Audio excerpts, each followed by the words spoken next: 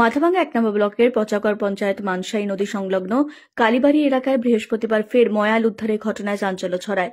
দুপুরে স্থানীয় কয়েকজন যুবক নদীতে মাছ ধরার সময় ময়ালটিকে দেখতে পায়। সাহস দেখিয়ে নিজেরাই সেটিকে ধরে বস্তাবন্দি করেন এবং খবর দেন বন দফতরে। খবর পেয়ে মাথাভাঙ্গা বন দফতরের কর্মীরা এসে প্রায় 7 ফুট লম্বা এবং 7 কিলোগ্রাম ওজনের ময়ালটিকে উদ্ধার করে।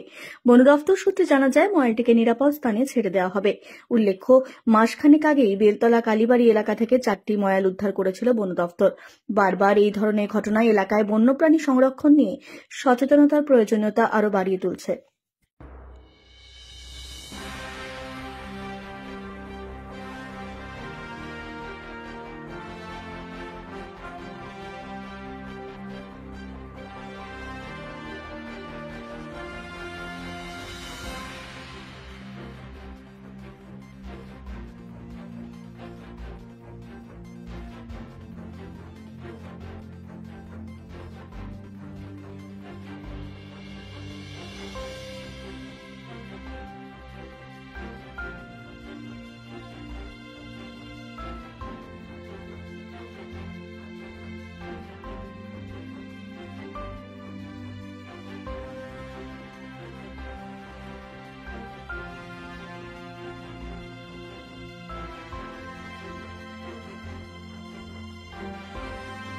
নদীর পাড়ে চিল্লাচিল্লি করতেছে বাচ্চাগুলো।